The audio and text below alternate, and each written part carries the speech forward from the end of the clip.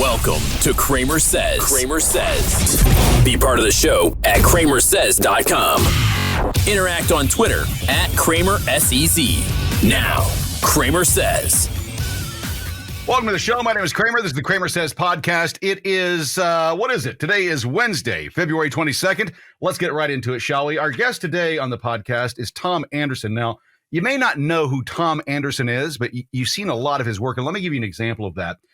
Tom began his own blog about politics a few years ago and went into what Charlie Rangel was doing and the corruption that he was involved in. And that put Tom on the national stage.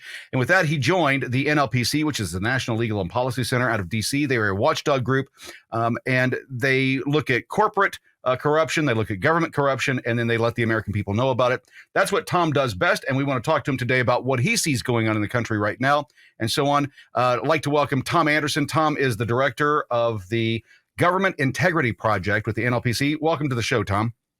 Hey, Kramer. How's it going? It is going great. I'm glad to have you here. We've talked about doing this for a long time, and we haven't done it.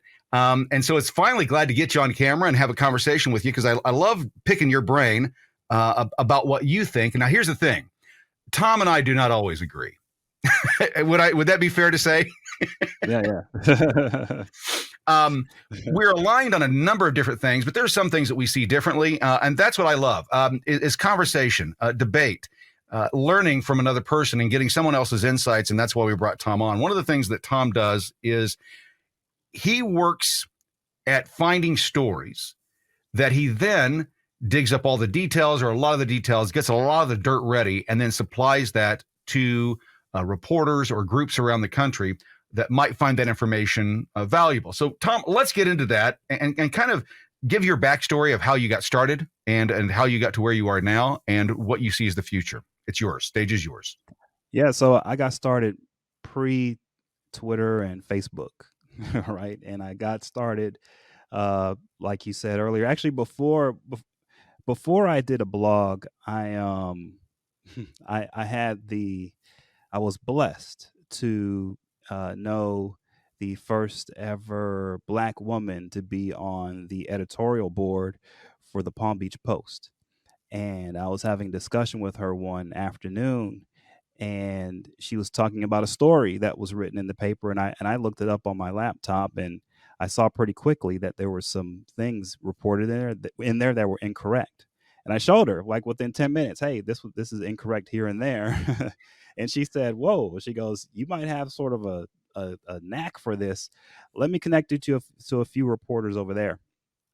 And so I kind of fact checked some stuff for a few reporters, and they all thought I did a great job. And I thought, you know what, let me start my own blog. And that's where I started. That's how I started the blog. And then that's how I got to where I'm at now. So what I basically did over the year is I developed a skill set of following the money politically. So I don't follow the international flows of money between different industries and things like that. What I do is I follow political money from Give private me an example of that. What do you mean by that? Do you mean contributions, or get into that deeper? Well, of course that's the bread and butter, right? Are the contributions. But that's the beginning. Is that the low-hanging fruit? Well, it's funny about that, right? It's sort of like it's the middle. Believe it or not. Believe it or not, it's the middle. Yeah, there's some low-hanging fruit that you can look at that people don't realize is low-hanging fruit, and that's what a lot of people pay attention to. But that's the stuff that the stuff in the campaign finance, you rarely see anyone reporting on that stuff, right? Because it's hard to break down, and usually they're using like open secrets, and they just sort of generalize what's happening in a politician's campaign, how much money total they've brought in, stuff like that. Right. I like to look at the numbers, not just the money, but the numbers. I'll give you an example. Okay. So whenever someone wants something from a politician and they have a lot of money and they have let's say a lot of power and influence, they will organize with a lobbyist a fundraiser for a member of Congress, let's say, right? And what you'll see is that all of their circle of influence. You'll be able to figure out who this individual and their entire circle of influence is by just looking at campaign finance records, because this individual is going to get everyone that they know who's close to them to donate the maximum check on the same day. Right.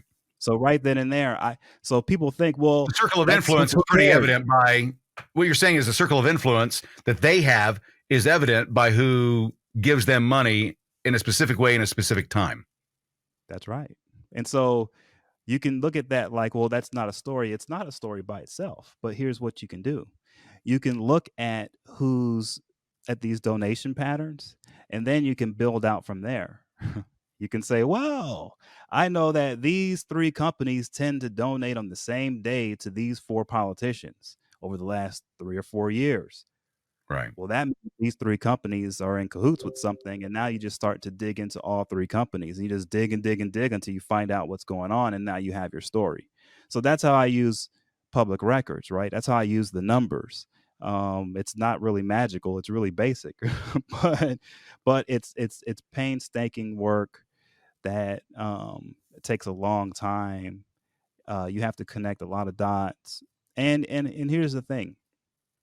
Even after all of this work, once you get it published and it's out there and it's in the public space, then you have to endure the attacks, right? Just from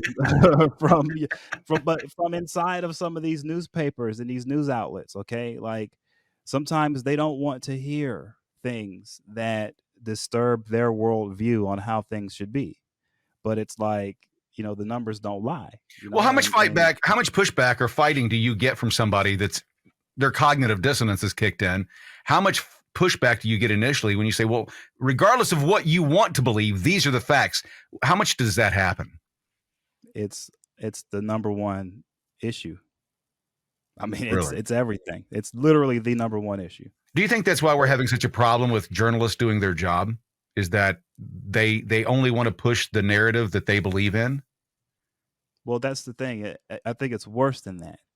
They're pushing the narrative that they understand. Right. And so they're only going to believe in what they understand, right? You're not going to believe in something you don't understand. And so they can only understand so much. And well, kind of like when Obama made the comment, how is Trump going to create these jobs? Wave a magic wand? Well, it takes an entrepreneur to understand how to create jobs. It takes a surgeon to understand how to talk about a surgery. Correct? You have to have that knowledge to be able to impart that to another audience. They only have one part of it, is what you're saying.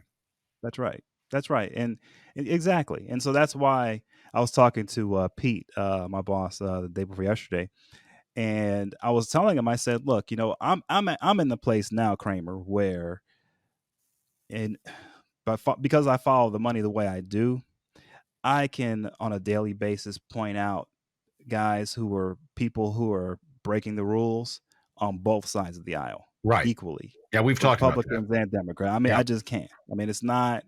And when I'm doing what I do, I can tell you that I could, on a daily basis, throw something out there on a blog post, a couple of things, right?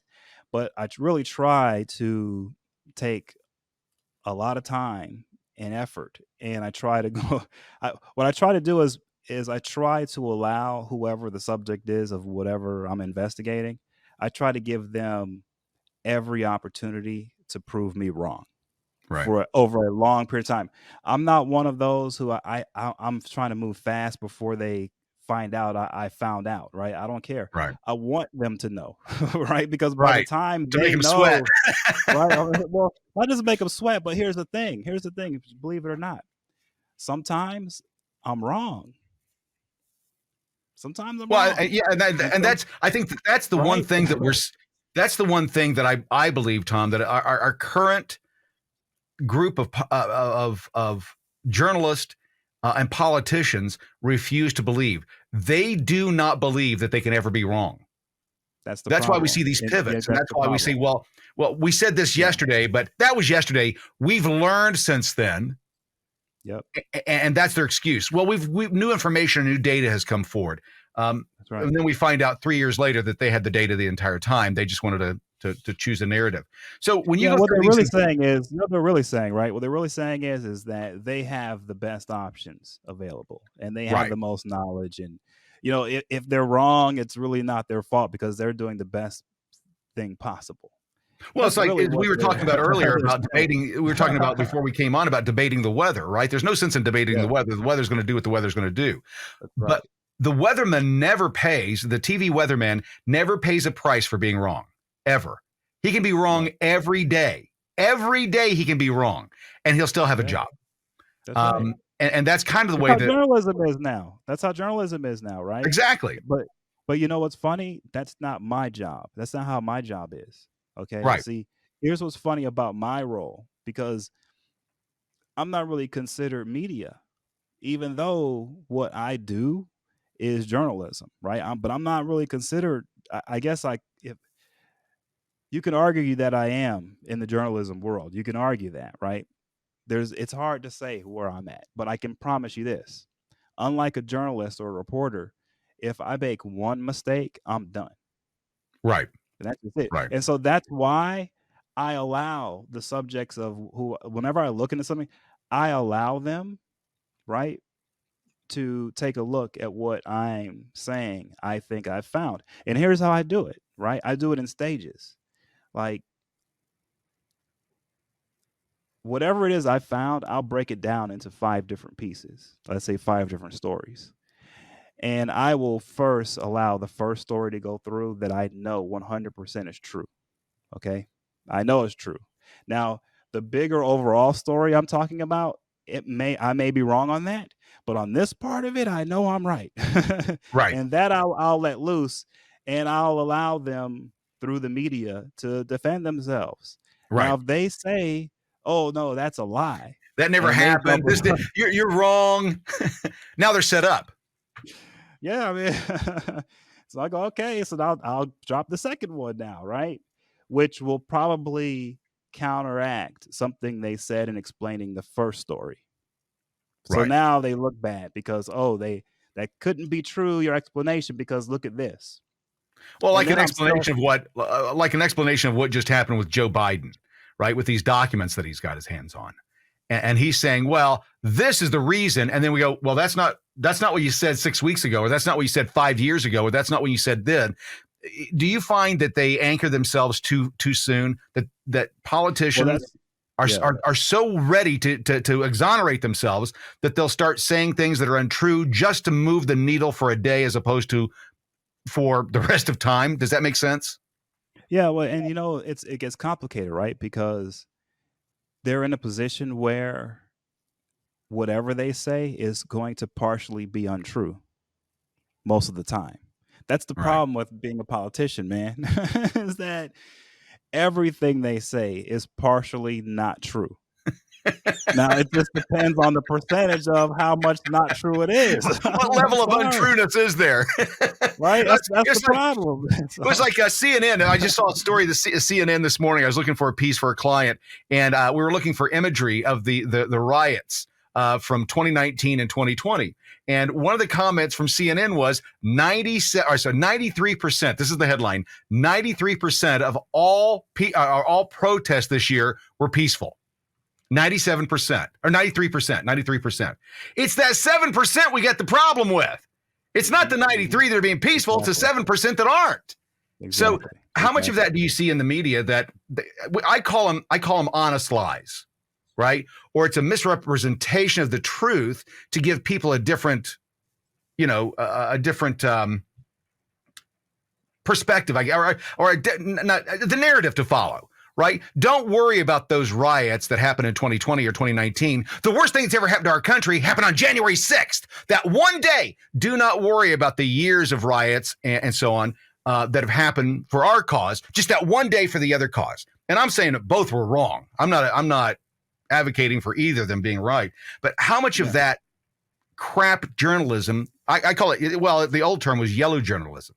How much do you see of that happening now that it's all clickbait? It's not about what you do. And when I say what you're doing, you're a research journalist, right?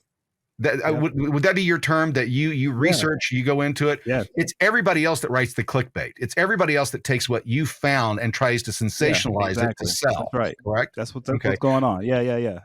Exactly. Yeah. Bingo. So in that process, I mean, how much of what you do gets watered down? So you find out, the person's guilty as sin. How much of that gets watered down because of the journalist connections or the paper's connections or the outlets connections? Walk us through that process. How many times have you gotten something like a wrangle type deal, right? Where they're guilty of what they've done and it gets watered down because of who they are. Okay, so the way I view it and the way it should be viewed is probably like this. You have sort of there are these networks that are, the best way I can put it, like trade corridors. Okay. Okay. And in these trade corridors, let's say you've got oil, you've got, steel plants in Ohio. Let's say Right. you've got all kinds of commerce going on, and what happens is you get these alliances formed between businesses in different countries, and then that comes with that, political alliances, because politicians do constituent services, right? And then with that comes media alliances, right? Because if there's some type of big thing going on in a network of organizations and businesses in Pittsburgh, then the local journalists in Pittsburgh are going to be on the ground and they're going to be influenced by whatever is going on there, right? Whether positive or negative, they've got a front row seat. And so their reporting is either going to show that there's freedom of press there and they're all over this thing, or it's going to show that they've all been like pressured, pushed, cajoled, whatever, in whatever way, to not cover what's going on, even though they've got a front row seat. And we've seen that in many places. Like, for example, recently I did some stuff on, the secret Chinese police station in New York City. That. Yep. And the New York Times wouldn't touch it. I offered it to them. They wouldn't touch it. Right? Why is that? Because of the narrative they want to push, or their relationship with China, so because their reporters and their journalists have relationships to people on the ground in New York City. See, that was a New York City story, even though it's an international story because it's a secret Chinese police station. It's still a local story for the New York Times, right? Like their foreign desk isn't covering the secret Chinese police station in Queens. Right. And so and I think that's important for people to understand, because well, Tom, do you think, let's step back, because I want you to get into this. I mean, we've got time here today, so get into this. I don't think that the normal everyday citizen understands the mechanics of how a media conglomerate works, number one, and more importantly, how it works with how they do stories. So to your point, even though it's an international deal with China, in New York, because it's in New York City, they deem it a local story, and it's not going to get the national press they would ever give anything else, correct? That's it. And that's just a function of that newspaper. And how many other newspapers are doing the same thing across the country? How many news outlets are doing that across the country? All of them. What's happened is the world has changed, and they haven't retooled their tool chest, right? They're still using the same tools from the 80s and 90s. Right. For today's news, and it doesn't work. And they thought by bringing over people like Maggie Haberman, and other people who are more bloggier, who are more cutting edge, who had the Rolodex, and they could tell you all the rumors in DC, what's really going on. They thought by doing that was cutting edge. That was ridiculous, was what that was. Right? So how do we fix it? What is it going to take? Okay, well, good question. I think it's going to take two things, right? The first thing is it's going to take Congress opening up the books and opening up Congress. What do I mean by that? if you look at the number of members of the House of Representatives, it's the same number that we had over 100 years ago. The population has like quadrupled since. In other words, we are all the representation that me and you have, that all of us have right now today, is 1/4 what it was 100 years ago. Wow. Think about that. Think about that for a second. Yeah. That's what we're living You're in right. right now. You're Okay, right. I'm You're sorry. absolutely right. Okay, so we need to increase the number of House of Representative members, probably double the place. And why do we need to do that? When you get more of those guys in there, it's much harder for them to get a national spotlight in order to stay in office because there's too many of them. So Right. how do they stay in office? They focus on their local constituents. That's what they should be doing. Yep. Yep. This is how you force them to stay loyal to their local constituents. Why is that a fix for journalism? Well, I'll tell you why. Because if you bring power back to local constituencies, guess what you bring to the local constituencies, to the local level? You bring news back. Because guess what news is all about? It's about reporting who has the power to do what. Well, if the power comes back down to the local level, now local level coverage becomes powerful coverage. Whoa, how does that? Whoa. Right. And that's you've got the in-depth, right? You got the, you can investigate deeper because you've got the people local. Would you advocate also for bringing people back from DC and serving locally and only going to DC for the legislative session? Well, that's what would happen state capitals do. If you had a bigger House of Representatives, then you could have a scenario where not everyone will have to be there all the time. Because there's so many votes going on that like people could like just not go for a vote. And guess what? They still get the stuff passed and the world doesn't end. Well, they still need a quorum, though. I mean, they still need a majority. Well, you still get that. You don't get all of that. Everybody there. See, the way we are right now, everybody has to be in DC all the time. The vote is razor thin. Everyone has to be whipped into. It's always crisis, right? Well, don't you see what I see it as though is if one of my biggest issues with the way that we've got things set up currently, and it's not the way the founders had it in mind, is that the politicians, our representatives, were not supposed to live in DC. They were supposed to live among the people. And I think that your answer is correct. I think that we need more of these guys instead of less. But I think that they need to serve locally to where they're in the church. Their kids are in the school systems that our kids are in, that they're representing, as opposed to being in Fairfax, Virginia, or Falls Church, right? Well, just imagine, though, if a House of Representatives seat it took 20,000 votes to get in.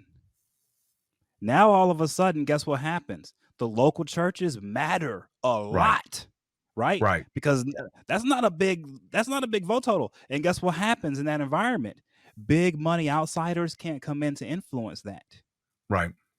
You got it? Yep. So I don't know if we realize what we've done to ourselves by keeping the size of the House of Representatives the same size for over 100 years. But with the growth of our population, we've created a scenario where each House of Representative member is starting to be like a senator. Like there's a reason why the Senate is the Senate, and it's going to always stay that way. The House of Representatives is supposed to be the place where there's kind of like chaos, where there's all kinds of crazy Tom, I say the ideas exact same thing all the time. So let's jump into the chaos that happened when McCarthy came in. I loved it. I don't know how you felt about it. I loved it. I thought it was awesome because my understanding of reading the Federalist Papers and knowing history is that's what our history in this U.S. is. That's what our history of the House. The House has always been more raucous. It's always been where the fist fights broke out. Right? Yeah. That's where it happened. It was in the House because it was the people's house. Yes, that's right. That's right. And look, here's what happened with the McCarthy thing. If you listen to what McCarthy said after all of the votes, he goes, "This process taught us how to govern." Yep. Now that sounds like, what does he mean by that? Well, I'll tell you what he means by that.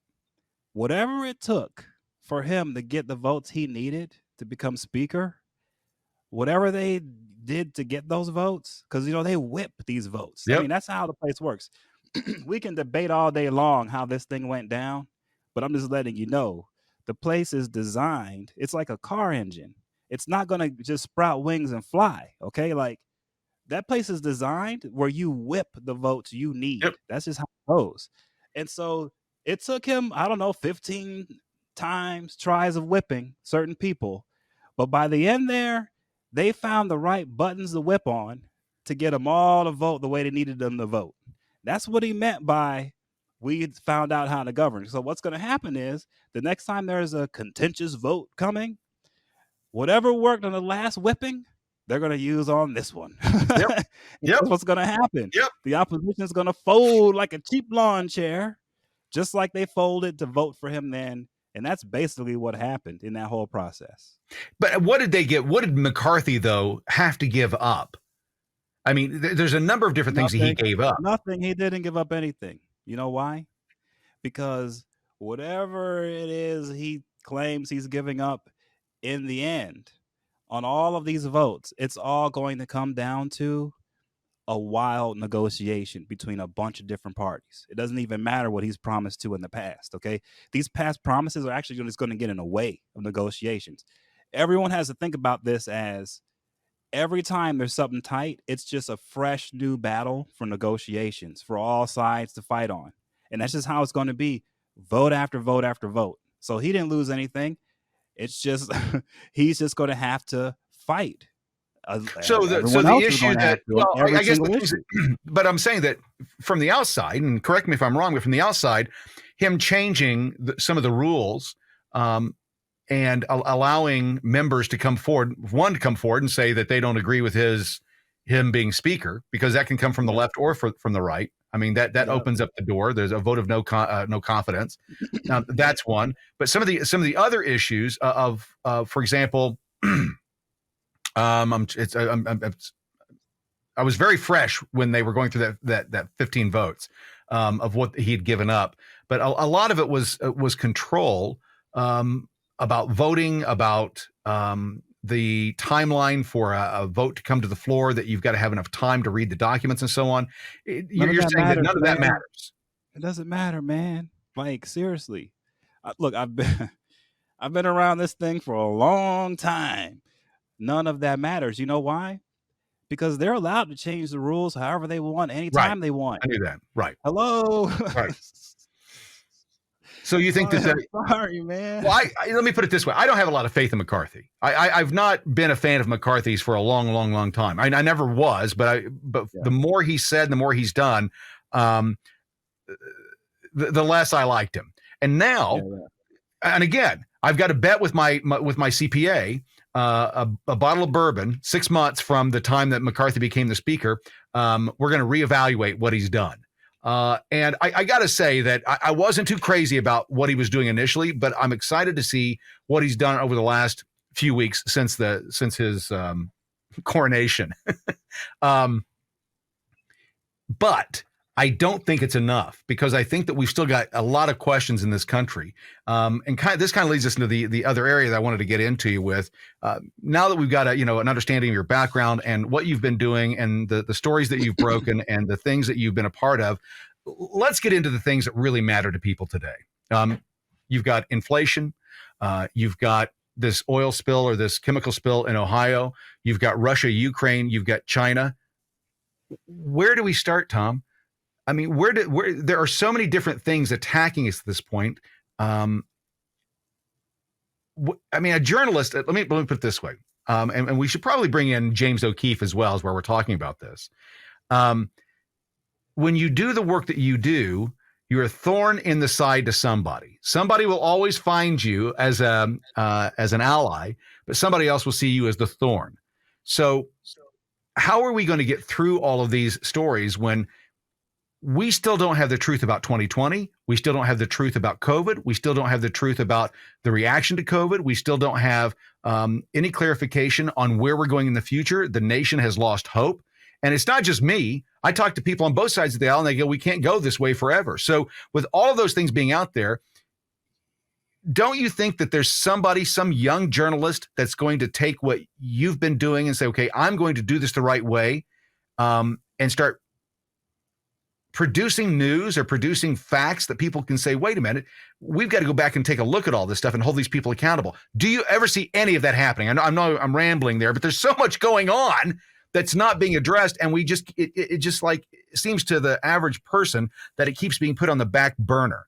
What does journalism bring us for that? What solutions can they offer? And what's it going to take to get us to the point where we start believing the media again or the news again? So this is I know it's a lot to dig into. No, actually, no. Everything you laid out, actually, I bring it all down to one place. It's a dysfunction of government, is what it is. Okay, and I'll tell you what I mean by that. So the reason why that we have all these stories about Trump having documents at Mar-a-Lago and Pence having them and Biden having them, and everybody's got documents. Hillary had some documents. Obama's got documents.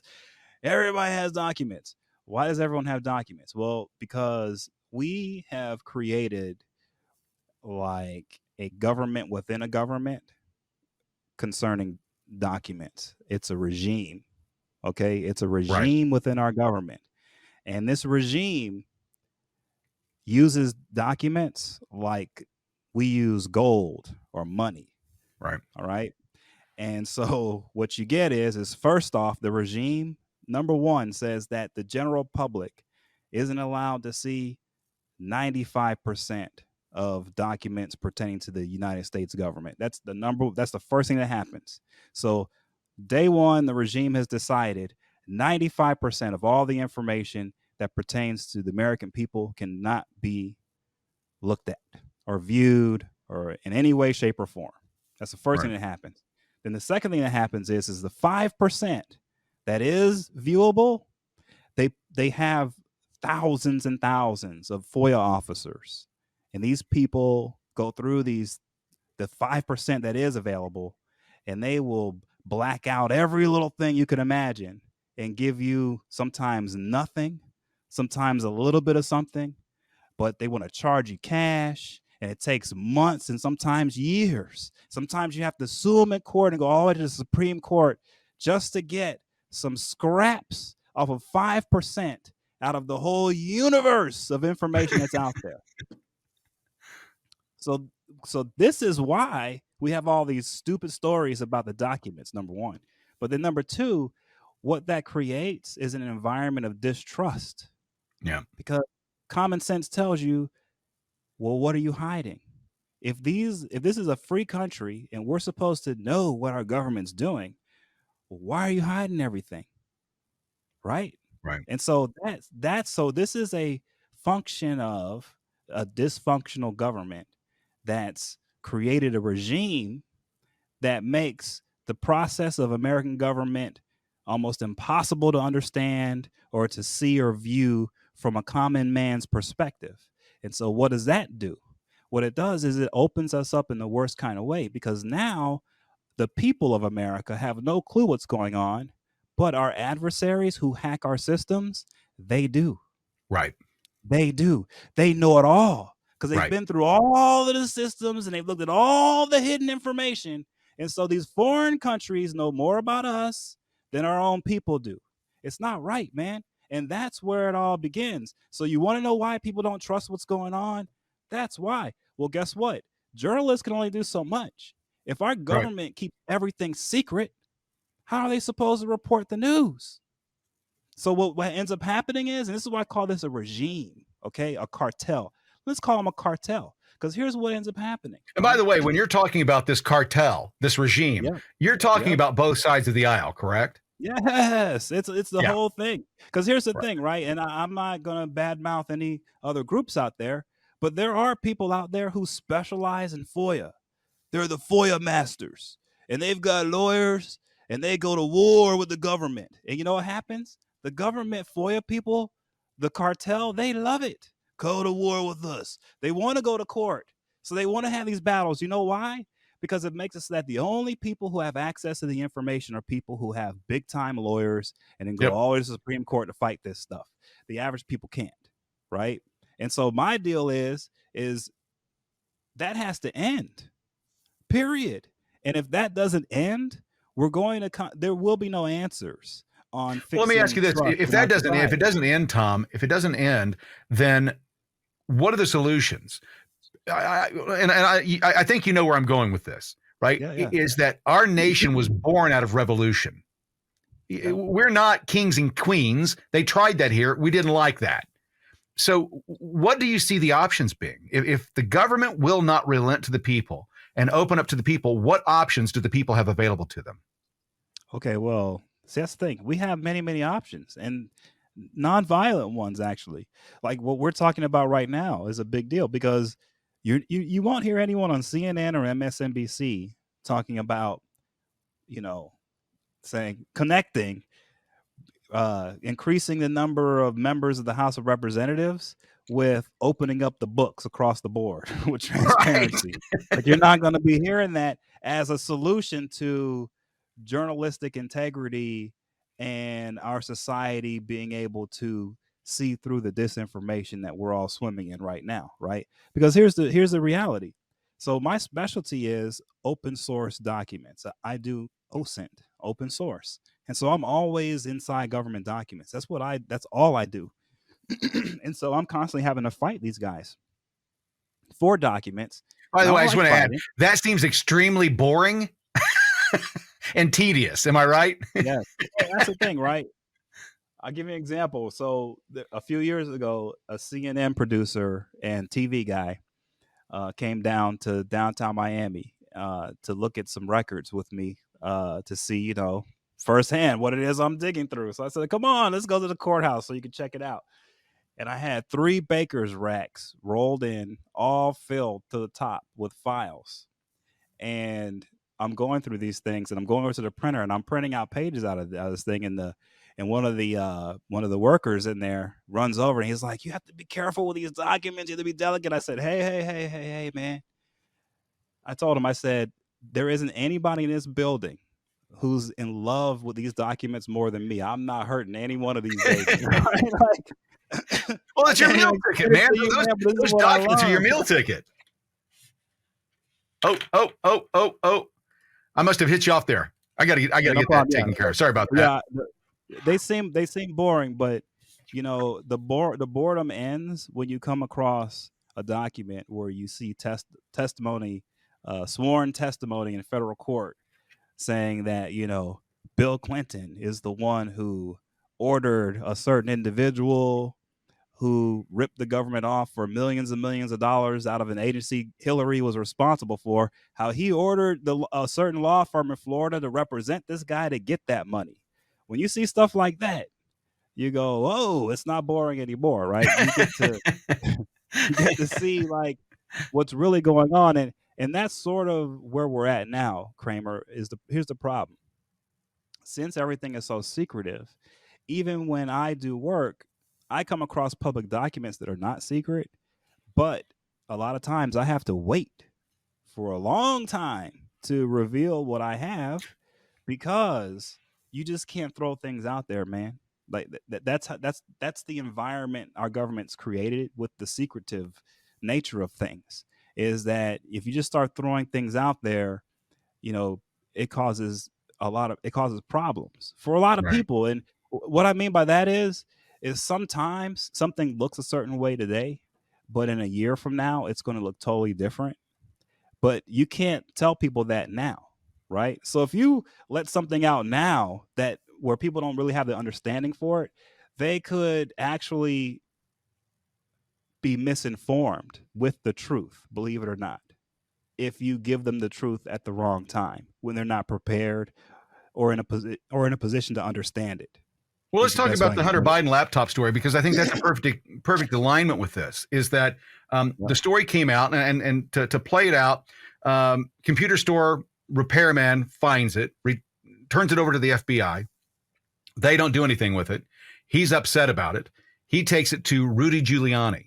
Now, it goes to Rudy, and how important is it for the messenger to be trustworthy and not divisive, for people to, do you think that story would have been different if it hadn't gone through Rudy Giuliani's hands? Absolutely. Of course it would have been different. Yeah. Do you think let's talk about it. How do you think that this story was handled? I mean, we know it's done now. To your point, it's been 2 years since we heard about all of it, and now we know the facts.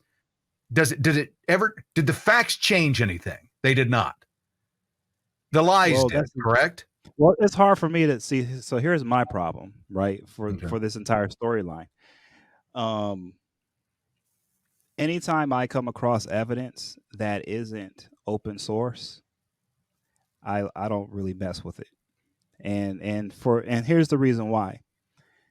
The day I start dipping into private information is the day I literally regress in the type of professional work I do, is the best way I can put it. It's hard for me to describe what I'm saying, but that's the best way I can put it. I can never dip into looking at somebody's private laptop. I don't care how it came to become public knowledge.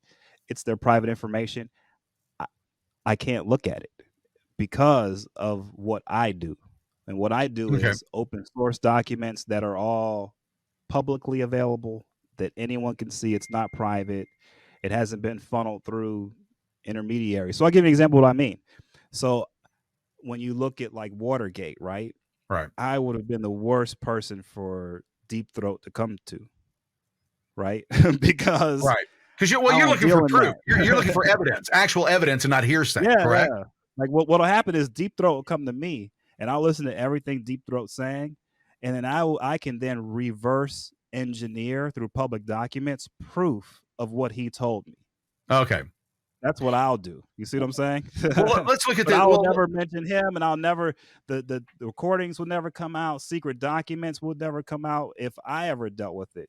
And so that's why on this laptop story, from day one, I viewed it as fruit from the poisonous tree, right? And what that means is this, and I was taught this by, my former boss who passed away, Ken Bohm. He was a conservative radio show host. He co-founder of Young Americans for Reagan, I think. I mean, he was one of like the big fundraising, like he was one of the first guys, him and my boss, to really do like a super PAC kind of thing for a politician. They did it with Reagan. So conservative going way back. And he always told me, he was a former prosecutor in Philadelphia, former conservative radio talk show host. He's the guy who got Mark Levin into radio talk show stuff. Okay. Mark Levin used to call into his radio show. Mark was like a teenager. And that's what inspired Mark to get into the, okay. So it gives you an idea of who this is, who taught me this. And he said, look, Thomas, fruit from the poisonous tree is real simple. If you ever come across evidence that was obtained in a way that isn't totally legal, then anything that you investigate that comes from that, it all has to be discarded in a court of law, because that first thing that you got that took you down the road of investigation was illegally obtained. And so anytime you come across it, never ever touch it. And I understand all of that. I don't have a problem with all of that, but this wasn't obtained illegally. It was obtained through the fact that the guy's a crackhead forgot it at a computer repair shop. Well, see, that's the thing, right?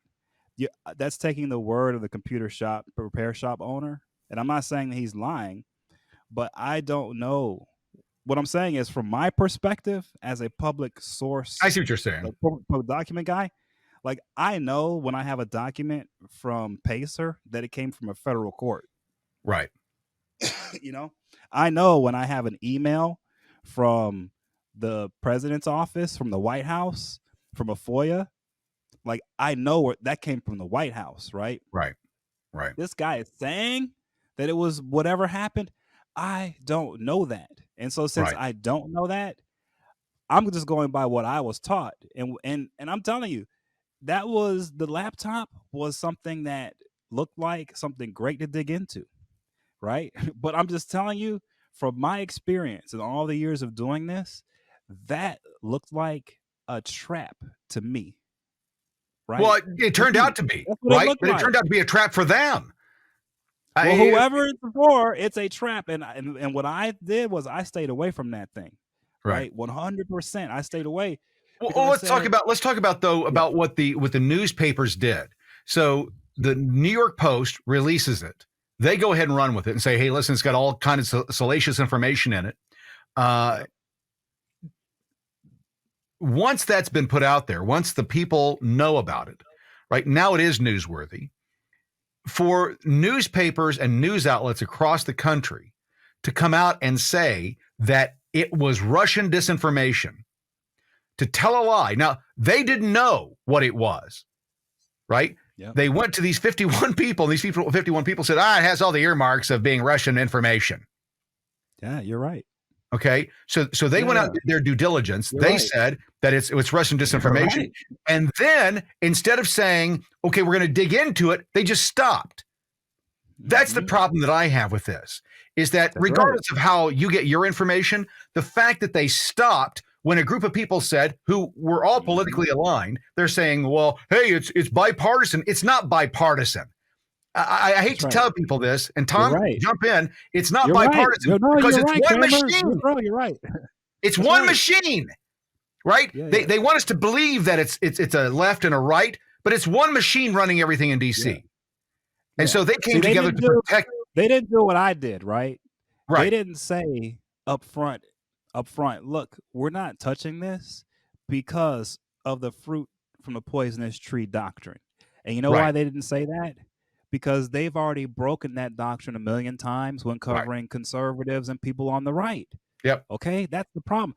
They broke their own rules long ago. And so when this story came across, they had to break the rule on it too. Right now, here's the problem. They didn't want to because they saw it. And I'm telling you, they saw what I saw. They go, oh, no. Yep. And that explains why the disjointed coverage from them. They didn't know how to cover this thing. They didn't know what to say or what to do because they've already sold out on all of their so-called values that they claim to live by, right? They sold out on those things a long time ago, right? And so here's why I'm coming from the place I'm coming from, Kramer, and that's why I'm going to be a unique person for people to listen to right now. I'm that guy who hasn't broken that rule, right? And so if I get, for example, let's just say someone were to come to me today and say, hey, man, somebody hacked into the publisher of the New York Times' laptop and got all this stuff. And it proves that these guys have rigged every story from Hunter Biden on. And they did it with the Biden administration and everything. We got all the proof in the laptop. And they give it to me. Guess what I'm going to do? I'm not going to look at it. I'm not going to look at it. I'm not. You know why? Because it's stolen or I don't know how you got it. Well, then you become just as tainted as the material that you're looking at. And that's why I say these. But see, here's the problem. These guys have received information like that, right? And they've gone ahead and reported it. Instead of having standards, instead of saying, oh, you know what? This is stolen. There's some like national security implications here. There's some societal implications here. Maybe we shouldn't run with this stuff that somebody over here leaked. Maybe we should go to law enforcement and wait a little while, right? But that's kind of what happened. I mean, the computer show I get it this right. The computer shop owner had already done that. The FBI had that document or had that laptop for nearly a year by the time the story broke. So the question is at what point does it become newsworthy? But that's what I'm saying. So here's what I'm saying about why they got pressured into having a report on it, period. Because they have already in the past done these type of reporting jobs on people on the right. See what I'm saying?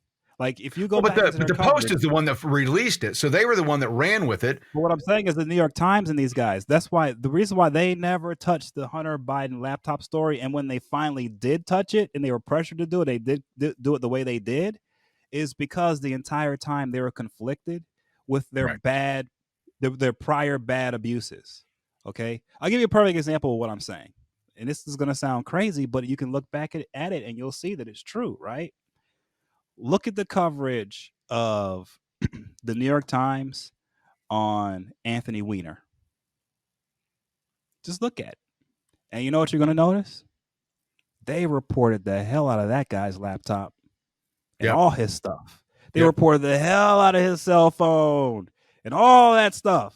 So why is it okay for them to report the hell out of Anthony Weiner, but they're not reporting the hell out of Hunter Biden? You see what I'm saying? What I'm because they telling don't. you is, Well, Wiener's a story. He may Hunter not Biden's be. a story too. Well, but it depends on who you're aligned with, right? Was Wiener important to them? No, he wasn't. Obviously, he wasn't. They could throw him away. They didn't care. Biden was. For whatever reason, Biden was important for the story not to come out, and that's why they sold it the way that they did. The problem that I have, Tom, is not the. Here's the problem that I have with all of it. The problem that I have with all of it is that regardless of where the information came from, regardless of its history, its provenance, and so on, that information was true, and it shows corruption, regardless of how it came in. Now, it may not be your bailiwick. You may not like looking into this kind of thing, but what I keep saying is, and on social media, it's a big thing where I'll say something about something that Biden's done, and someone will, of course, say, well, Trump did this, or what about this? And I say the same thing every time. I'll give you an example. The Jeffrey Epstein situation. Well, Trump knew Jeffrey Epstein. Okay. If he's guilty, then we should fry him too. Yeah. If he did what we think everybody's doing with these kids, if that's the rumor, I don't pick sides. Right? I mean, that's the way we're supposed to be. I don't care if Trump did it. If he did it, then we fry him along with everybody else that did it.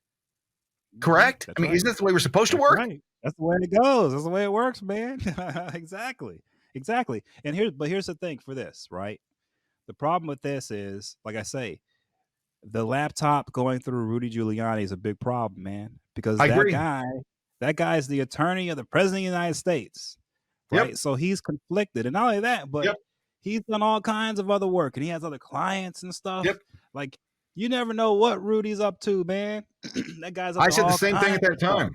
Okay. And not to belabor it, but not to beat up on Rudy too much, because I do like Rudy. I think he's got his demons, but I like Rudy. I like what he's done. I like his policies. I like what he accomplished when he was in charge of New York. But then again, that may be my naivete, is that I read that from the newspapers, right? It's what he promoted. I don't know what he did wrong, because that didn't get promoted. One day it may happen. But when I saw his presentation where he, and this is during that whole period of the elections and the 2020 bullshit that went on, he's standing there, I think, with, was it Powell? And his hair dye is running down the side of his face. And I told my wife, I go, he just lost any credibility that he ever had with anything. His ego got in the way. Having brown hair was more important. Not having any gray hair was more important than the message you're going to give to the country, right? I know. So when I see something like that, even when I like somebody, I can be critical of what they've done, right? And say, you're not the right guy for this. For example, you're not the right guy for some stories. I'm not the right guy for some stories. Exactly. I mean, you have to understand your role, right? That's it. And that's why, see, I fit in this weird space, right, where, I have to be that guy that's going to say no to the Hunter laptop story. I'm going to say no to all kinds of laptop, anything that comes to me like that, I'm going to say no to, because I just don't do that, right? But here's the advantage I get. It's almost like when you hear how someone lost a sense and it caused the other senses they do have to become extraordinary, right? Right. When I never ever look at this kind of stuff, it forces me to just stick with the public document stuff, and it forces me to have to find the answers there, right? And by staying in that space, locked in, and finding the answers there, here's the beauty of it. Anytime I do find an answer there, it can't be stopped. it's irrefutable, Right. right? It's irrefutable. And so Well, it's in black and white. Well, that's for people who know their history, it wasn't testimony that got a bunch of Nazis hung for what they did in Germany. It was the documentation of what they said they had done. Right? That's right. Germans were right. bureaucrats to the nth degree. So right. that's what got them. So the power of documentation, I think, is important. Okay, so the question is, Tom, how do everyday citizens, how do they get into what you're doing and look at stuff that's happening locally? What's the process for that? All right. So the main thing that you want to do is you want to start off with whatever local network you have online in your community. You will have some people that are going to be the types of people who sort of every day post like different news articles. They debate stuff politically. Start off with those people. Start off researching some of the topics that they're posting. You start there, and then you go from there to some of these topics. You start to research. You start to discover things that haven't been reported on. That's when you take that and you reach out to either a blogger, local news station. That's how it starts, basically. Okay, well, give me an example, because that's fairly broad. Give me an example of something that you would say, I saw something in the news that interests me. I'm going to go down to the courthouse and look through the documents. What would be one of those things that would excite you? Something that you would go, I want more information on this. What would be something that would spark you, be the spark for your fire, and get you going down that path? And then what's that process down that path? So for me, it's different, because what sparks me is not going to spark anyone else. But what will spark regular people is what sparks them every day to talk about whatever it is that they're interested in. So what I'm saying is focus on something local. So everyone knows, if you go on Facebook now or Twitter or anything, you will see some type of local debate on some type of topic, whether it's the police, whether it's a local mayor or city commissioner being corrupt, something like that. Okay, you'll see it in your Facebook feed. It's all of us have that. All of us do, right? Okay. So it starts local with the local people complaining about what's going on at town hall. That's something right. that they don't like. That's where you start digging, because that's where you on a local level can actually access documents. You can go down to the local courthouse, to the local clerk of courts. You can go down to the local city hall, and you can go through the process in person of getting documents, whatever your local area's FOIA is called. In Florida, it's called the Sunshine Act. So if I want to get information from, let's say, a local school board, I have to put in a Sunshine Act request, right? If I'm doing it in the city in New York City, then it's going to be called something called a FOIL, FOIL, right? Not a FOIA. So every local place has a different thing. And here's the beauty of local. Just walk into the city hall. Just walk in and just say to them, hey, I want to look into documents. How do I do it? And they will tell you, and they'll be more than happy to tell you, because those are the type of residents they want to service, are people who are coming in trying to get knowledge, trying to learn about what's going on. They will be more than happy to assist you. And those are the experts at public documents. These people, the people, the quiet lady over here, whatever booth, right? But that woman knows everything when it comes to public documents in that local municipality. And just speaking to those people for 10 minutes, you'll learn so much about public documents, it would blow your mind. So that's how regular people start. Right. And by doing it, if you do it this way, journalists don't do it like this. So if you do it this way, you're going to pick up skills that these guys couldn't even dream of, which means you're always going to be in a position where you can outscoop them, and you can then control and drive the news in your community. Right. And that's what it takes. Well, you and I we've talked on several occasions where I've used the term that we have way too many copy and paste journalists. That's right. Now. I mean, everyone's there. There was a story, I can't remember the gentleman's name now. He and I got into a Twitter battle. He was an NPR journalist, and he had written a story about the gentleman who had been turned down by 30 some hospitals in Mississippi for his heart attack, because of COVID, and it was all because the people who wouldn't wear masks or unvaccinated, it was their fault that he couldn't get into a hospital because of his heart attack. Well, it turned out to be all fake. And what I found out in my research, right, is I started calling the hospitals, and they all said, well, we can't give you any information. In my brain, what that meant was the guy who wrote the article for NPR, he wouldn't get that information either. They wouldn't give that information to him either. So he didn't have any in-depth insight into this. So on Twitter, I asked him, where did you get your information from? We're doing a story on it. Where did you get yours from? And he says, I watched Anderson Cooper on CNN. That's where he watched a news story and wrote an NPR article on a news story he watched. So to your point, he didn't do any digging. He didn't go to the courthouse. He didn't go knock on doors. That's what's missing in journalism. I mean, that's I think. Deal, what do you think? So it's not like when I do this, I'm looking to bust up the media and show them who can do a better job. I'm doing it just because I want to know what's going on. That's it. For my own self-satisfaction. Yep. I want to know what's really going on here, right?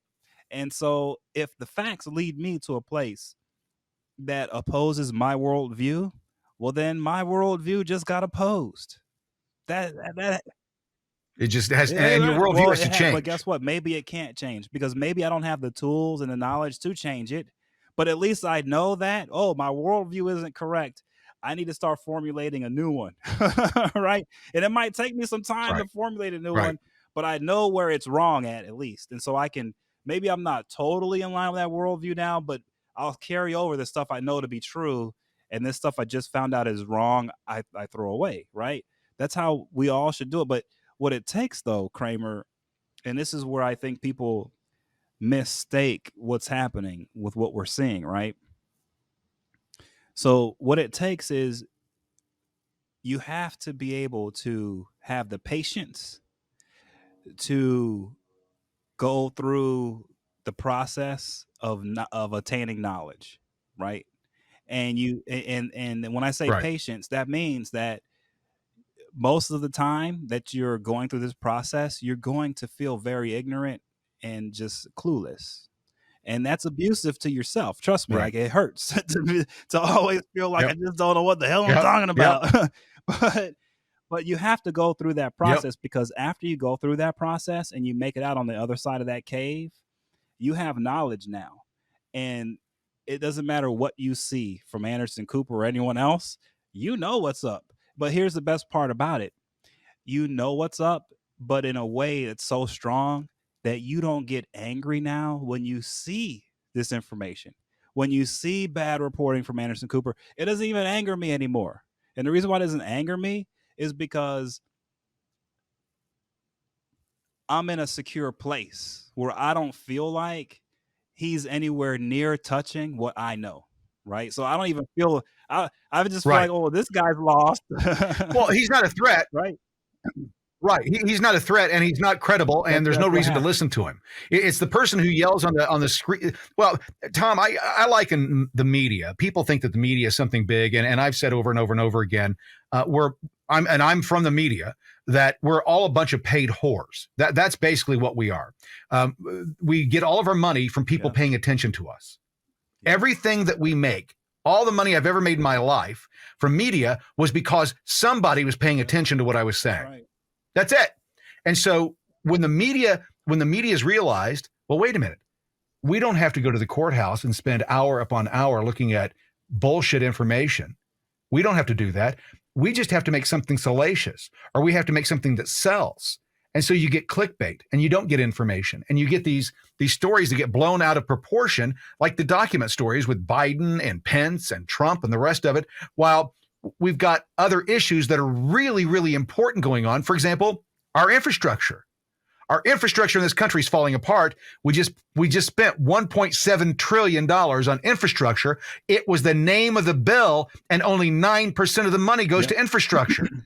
I think that's the kind of digging that journalists need to start doing. Where's the other 91% of that money going? Okay, and this is important. Okay, because this is where it all makes a difference. Okay, What's happening is we have this new technology that no one really understands how to truly use yet. Okay, we really don't understand. We've got the TikToks that come up and Instagram. We have all these things that keep popping up, right? And they get exciting and they get following and they kind of crash. And it's no one has really figured out what the secret sauce is and what is going to stay consistent for a long period of time. So people really haven't figured out the technology yet. Its ultimate form hasn't been formed yet, right? And so because of that, what's happened is members of the media in journalism, they haven't realized what these tools demand of them now. I agree. And what I mean by that is this.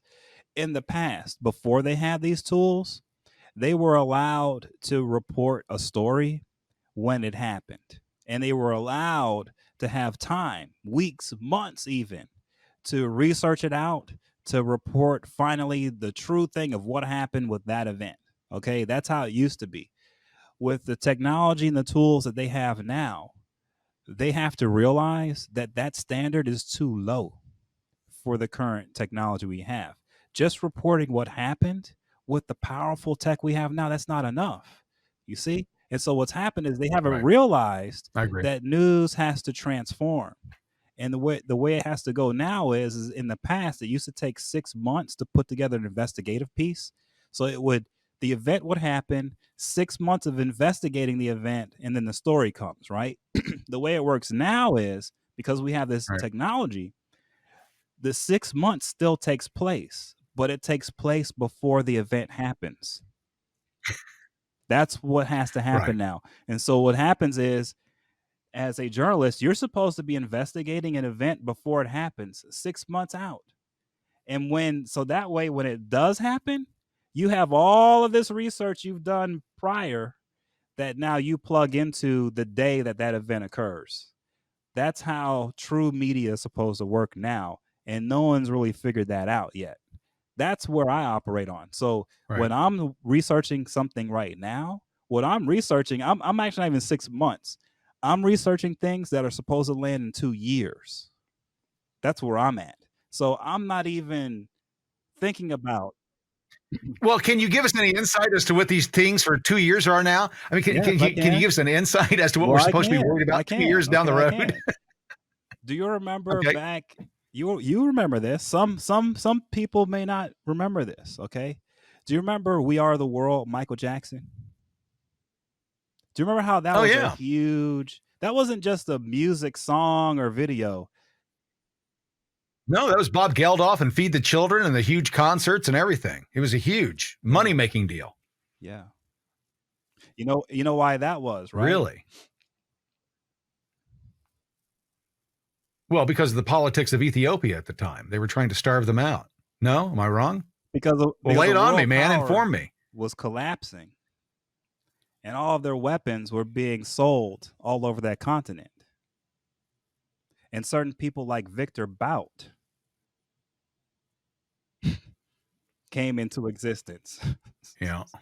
And so if you think about it, right, the 80s and 90s and early 2000s was all these weapons and all this ammunition of the Soviet Union being dumped on the continent of Africa, creating war all over the place as far as the eyes can see, right? Yeah. Well, today we have a situation. And is that when Victor came to power? That's how he came into power. Is that when Bout came to power during that period? This is how he came into power, man. Is out of all of these weapons out of the fallen Soviet Union.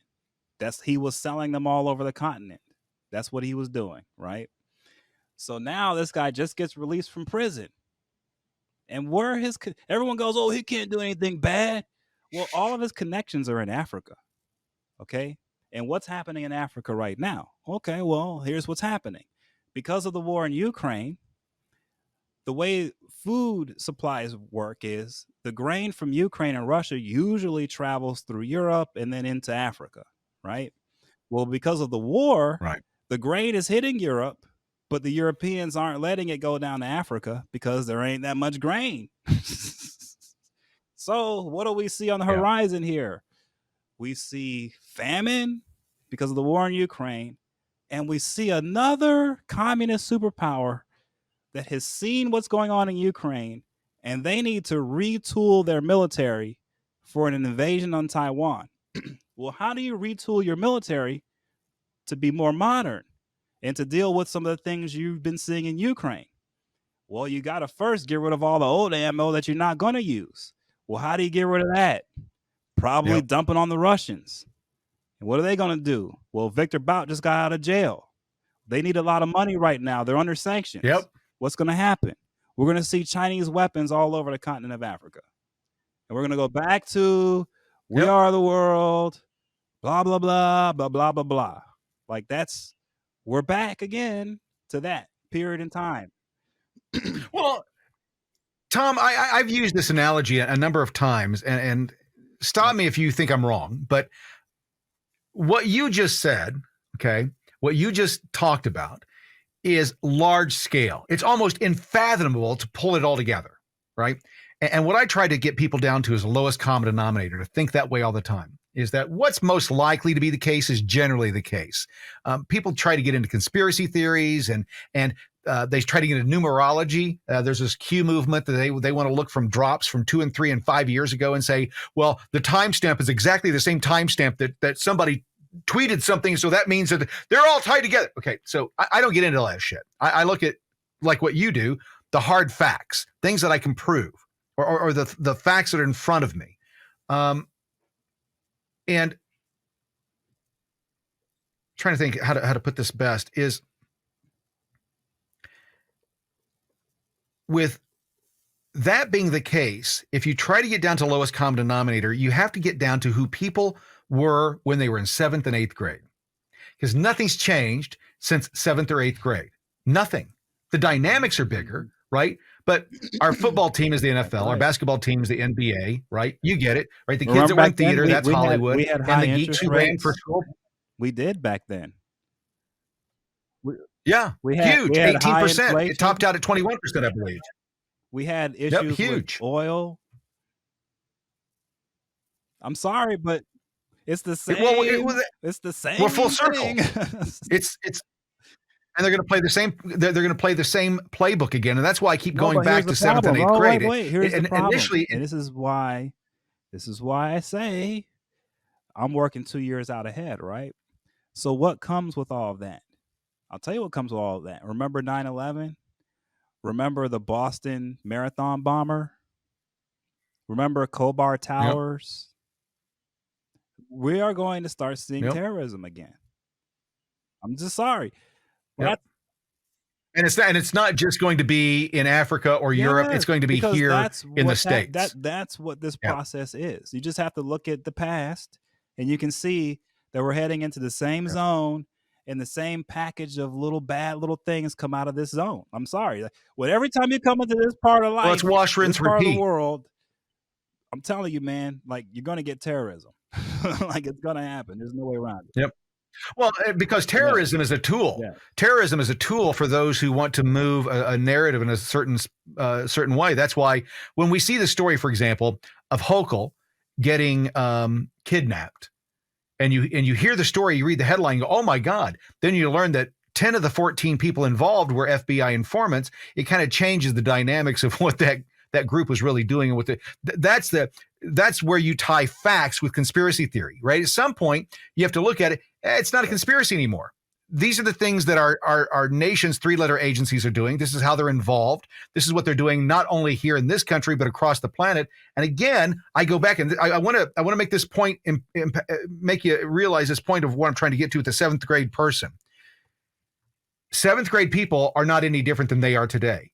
The 7th grader that was a bully is still a bully. That's right. They never stopped being a bully. The mean girl on the playground in 7th grade is still the mean girl. She's now she's a head of a department in Washington, D.C., or she's running an organization. That's right. She didn't change.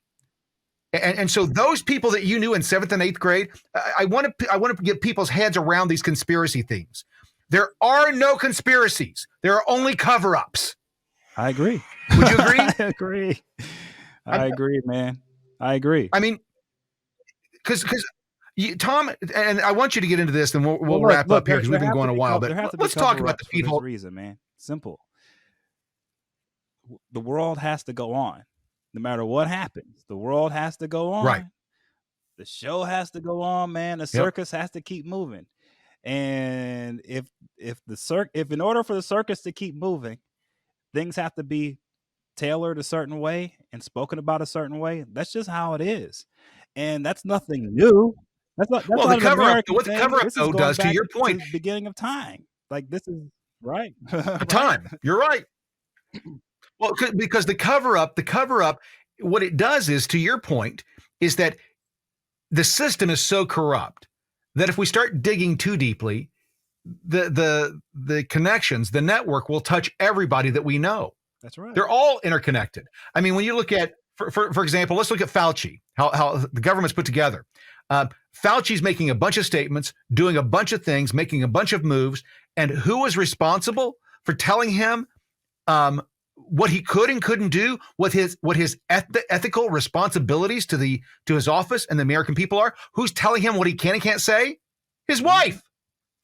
She's the head of the ethics of the group that he runs. Talk about conflict of interest, honey. Can I do that? Sure, you can, honey. Don't worry about it. We'll make it possible for you. We'll change the definition, and we'll do something to allow you to have it. So my point is that we have to have the cover up, because if we go into real in-depth investigation, it's so intertwined. The corruption is so bad in all of these departments. Now what we're learning is that we would have to dismantle the entire system, correct? And that's why whenever I do stuff, Kramer, from the beginning, when I first started doing this, I made a decision. I said, there's no way for me to prevent all corruption from happening. It ain't going to happen. Sorry. There's always going to be corruption. And so I just thought, well, what's the best way for me to focus what I do? And I said, I'm going to ignore, believe it or not, I'm going to ignore really high level, sophisticated corruption. The kind of stuff that even if I unearthed it, the average person couldn't even understand what I found. I'm going to ignore that. Right. Because of what I just said. If the average person can't understand it, then even if I uncover it and unearth it, what did I accomplish? I try to stick to the corruption that makes the average person lose faith in the system, makes the average person feel like no matter how hard they try, they'll never be able to get ahead. That's the corruption that I go after, because that's the corruption that breaks us apart as a country and causes all of us to fight each other and to be at each other's throats, right? And so I try to focus in on that, and I agree. And so that's why, and I've stuck to that, and I've stayed hard on that, because I know I can't be everything. I can't be, I could try to be the next Tucker Carlson guy on TV. I could try to, do this or that. But I just decided early on, nah, man, I'm good at what I do. I'm going to stick in this lane, and I'm not going to get out into these other lanes. And I've just found that by doing that, what I do is the best way for the average person to get involved, right? Because I can do what I do with just a library card and a computer terminal in the library. I don't even need a computer, because I can just go to a free library and do what I do, right? I don't need some special database that gives me the cell phone number of some certain I don't need that stuff, right? I don't need their home addresses. I don't know. Right. What I do is totally different, and that's where, man, there's a lot that the average citizen can do in this space. But I will say this, and this is where it all falls apart, and this is where we're having our issue, is that we've got this cartel that controls the information flow in our country, and it has to be broken apart, right? We have to be in a place where it's time that we as a people step up to the plate and we mature. And we can't mature if we're not given the information needed to mature. Okay. I agree. And that's truly what our problem is right now, is we're finally at a place as a nation where we're ready to mature. We're ready to take the next step. But our government has formed this cartel, and they're holding on to the information, and they're not allowing it to be freed and they're not allowing us to mature with this information. It takes trust, I know, because I can imagine what's being hidden, because I'm looking at what isn't hidden, and I can imagine what's being Right. hidden, and I can understand why they don't want people knowing these things. I understand. But at some point in time, we are free people and we have to be trusted with our own freedom. And that means providing us with Yep. the information, even the stuff that's going to make us really upset or scared or whatever.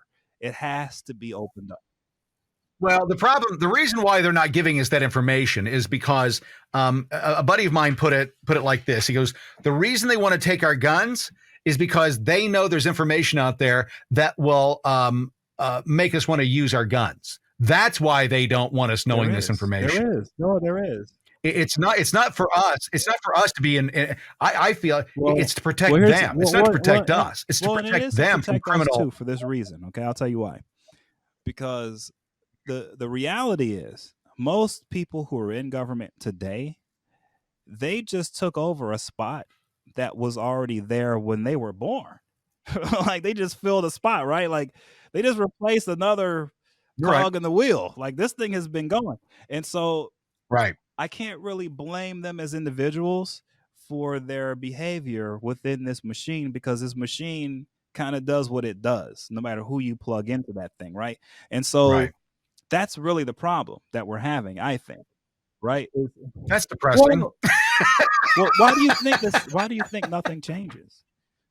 It's not because we need to clean up a couple of bad apples. It's because the system itself, I'm not going to say it's a bad system, it's outdated. Think about it. Well, that's why Mr. Smith goes to Washington, right? Yes, I mean, he proved it back like then. I just said to you, Nothing's changed. When we the first machine's the started this, machine. I said, we have the same number of House of Representatives today as we had 100 years ago. Just consider that. That's proof right there that the machine itself isn't built properly. Right there, right? And so there's so many examples of that, and I could just go down the list, and I see it because I'm going through the machine's documents. And so I'm seeing where things aren't fitting right, and I'm seeing how they're trying to make this old thing function in this new world.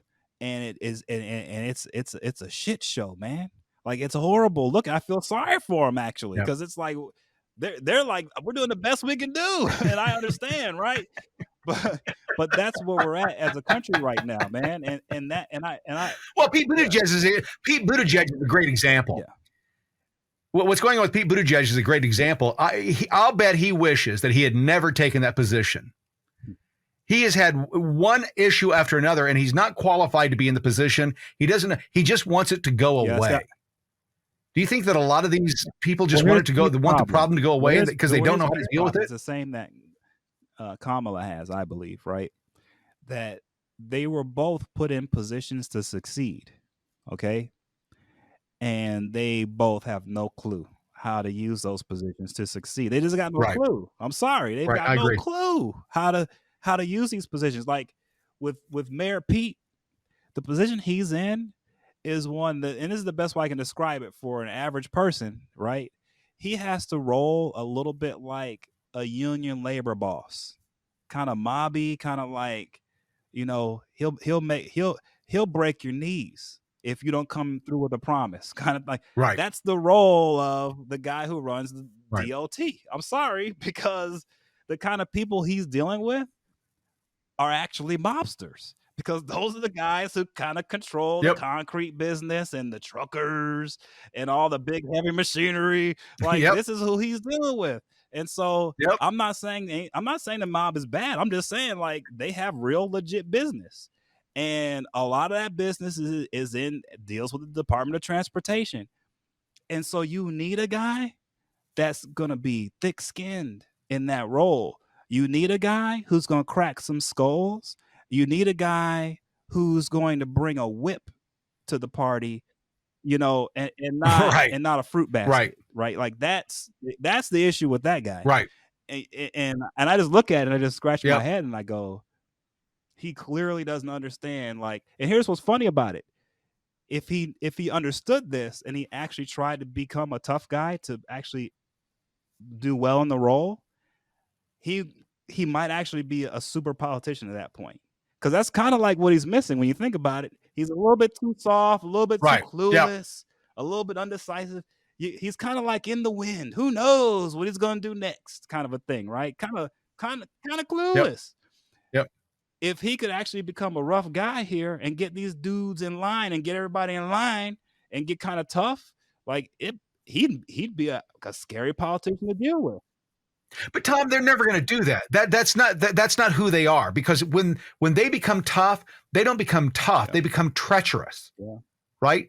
That's the only, they don't know how to govern through compromise and moving the ball forward. They're the only way that people that don't know how to govern is through treachery. Well, you know what that is? That's all stuff they don't know how to do it. Of our society, right? I think we've just had a society now that has celebrated treachery for a long time, man. Right? For real. Like, I'm just serious. Like, if you just look at ever since, I don't know, man, like the hippies and the boomers and stuff, like these guys have celebrated a culture of, even growing up, man, look at all the movies growing up. It was like movies where, somebody, they were so good at stabbing people in the back to become the ruler of the world. Like, it was always celebrating some guy that was like shady. And what was this last one? Wolf of Wall Street, right? Here's one of those, right? Was celebrating this guy's life, right? And look, I'm not saying, you shouldn't have movies about that, but that was a celebration of just theft. Right. It wasn't like it was a documentary. You're right. Right. You put him on a pedestal, and still to today, he's a social media star. He's written several books. They put him up on a pedestal. Look at this guy. He ripped everybody off. He was a criminal. It goes to Hollywood as well, right? Hollywood. You're a drug addict. You're an alcoholic. You're a womanizer. And as long as you'll repent and come to the altar of forgiveness for Hollywood, they'll make you a star. Robert Downey Jr. is a great example. That's now what we've got. I love to see that. I like to see that he made those corrections in his life. But Tom, what about the guy who never made those mistakes? Right. Why doesn't he get the same options? That's the guy who deals with traffic early in the morning. His car kind of isn't running too good. He gets treated like crap all day at work. He gets home, he's exhausted. He gets treated like crap when he gets home. He's got no sale or anything. And before you know it, he's on diabetes pills. He needs sexual enhancement. He's low T and he's depressed. And he's like, what happened to my life? Like that. I'm sorry, but like that's the road we've sent so many people down. And it's just not right. Okay, it's not right, and we're at a point now, man, where I hope people can see that, what, screw that. We're in a place now where actually spending time to learn what the truth is and knowing what it is, that matters, and it makes a difference, and it doesn't seem like it, because it feels like you're just one voice in this ocean of everything, right? But I promise you. You will be able to see your own impact if you do these things, if you just stick to the facts, if you take your time to be patient. I agree. And not be emotional and just let the facts take you to where the reality is. If you do that, you'll have an influence on your community. It will automatically make you someone in today's day and age that will be someone of power. And I think that's the key today, right? Yep. Where I think people need to realize that we're in a place where it might be easier, to obtain power, a lot of power, rather than a lot of money. And what I mean by that is, you can get a lot of money right now, but it doesn't really go as far as it used to, the value of it, right? And here's the other problem with money. Yeah. You can get a lot of it now. It doesn't, you can't use it for as much. And at the same time, you're usually nailed down in a way where you don't have free will anymore, and you have to do whoever gave you the money, whatever so you've lost all of your. So the way it works today is it sort of seems like you have to give up all of your power to get compensated Yep. for what you should be compensated for the work you're doing? Why is it that we're always in a position Right. where people are trying to suck the power out of us too? Like that's the part Yep. where sticking to the truth and researching and doing these things, that's where you get to keep your power, right? That's where you can't be misled. Well, Tom, the more people that speak the truth, the more people that raise their voice speaking the truth, they will draw more people to them that are also truth seekers and That's those right. that speak the truth. Listen, I know that there's a ton of people. I'm a conservative. I'm a Republican. I vote that way. And there's a lot of people that'll say a lot of stuff about the Republican Party. And a lot of it's true. We've got our own bad apples, and I'll be the first guy within the Republican Party to point those out and say, listen, we got a problem here. This person's a problem. George Santos is a great example. I mean, he says, yeah, from time to time I lie. Well, that's not somebody who should be serving the public. We don't need more liars. We need less of you guys, not more. And I think that this points to the issue is that it's so accepted anymore, Tom, that George Santos believes that he can come out and say it and it'll just be forgiven. Yeah. It's yesterday's news. There'll be something tomorrow. That's right. Well, and I'll tell you what the big problem is, that he actually thought he could get away with it. It's not that he did get away with it. It's that he thought he could.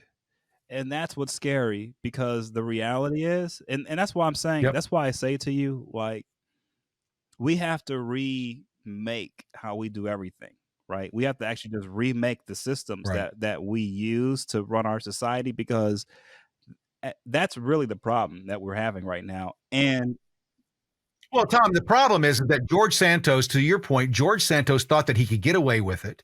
And he can get away with it because there aren't enough people out there like yourself, citizens and journalists alike, that are digging into these people and telling the truth, saying, no, listen, what that dude just said is a lie.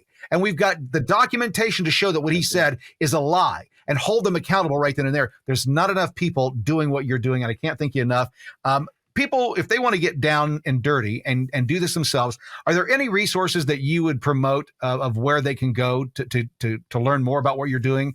I know you've got your podcast on hold for a while because, well, Tom, you tell everybody why you've got your podcast whenever I'm on hold. Working on projects, sometimes I run into information that once I hit that, I just can't talk about it publicly, because it's something that's sensitive. It's something that if I release it publicly, then it could be a problem.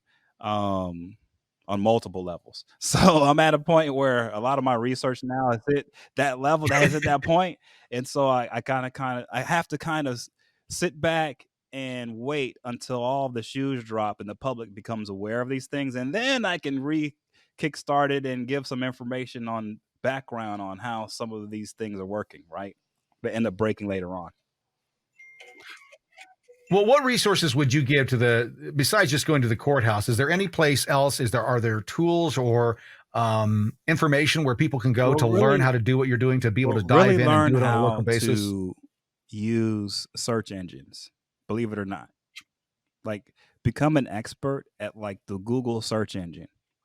And that sounds weird, but like really become an expert of it. Like really learn when to use and or. Learn how through, I'll give you a perfect example. I can search the Security and Exchange Commission's filings through the Google search bar without having to go to their website, without having to go through all this stuff.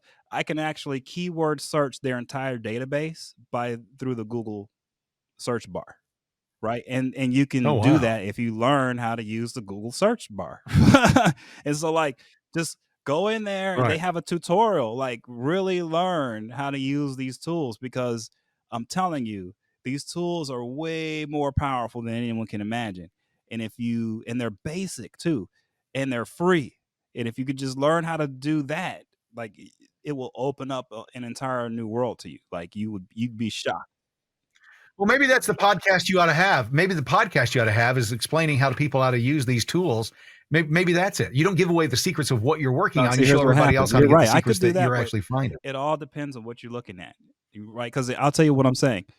Like, so the Google search bar is, for me, it's like a hammer. That's my tool. That's my hammer, right? And sometimes I can make a peanut butter and jelly sandwich with a hammer. I'm just saying. And so, like, I don't know how to really. It's hard for me to teach that, and I don't know how many people want to know how to do that. But sometimes, if you're really hungry and you need a peanut butter, you gotta, and you only have a hammer. That's what you got to do. That's sort of the mindset when you master these tools. You start to realize that you can use them in ways that no one ever dreamt of, and I can't really teach that.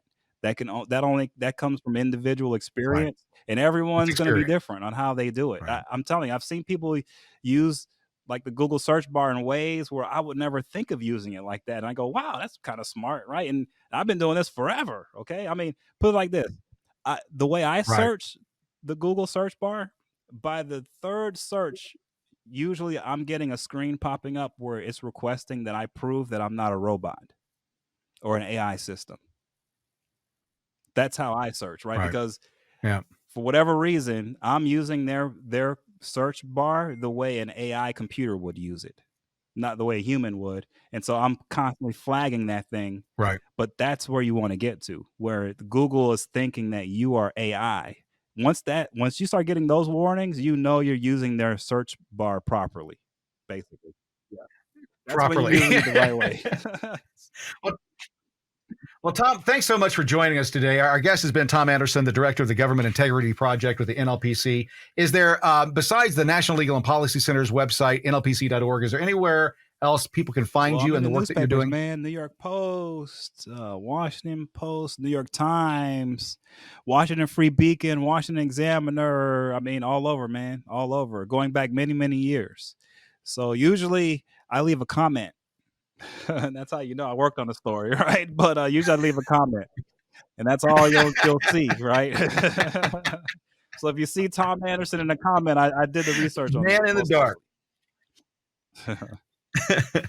Well, thanks again for joining us. We're going to definitely have you back because there's some stories that are breaking here in the next few weeks. I think in particular, it's going to be interesting to see how the Twitter files break out and what Congress does with those, if anything, how the Fauci files, the impact that they make when they're released here in the next few weeks and so on. So we'll definitely have to have you back. Again, our guest has been Tom Anderson with NLPC. Thanks for joining us today. My name is Kramer. This is the CramerSez podcast. We'll be back tomorrow or as soon as we can. We'll see you then. Bye-bye. Get more at CramerSez.com. CramerSez.com.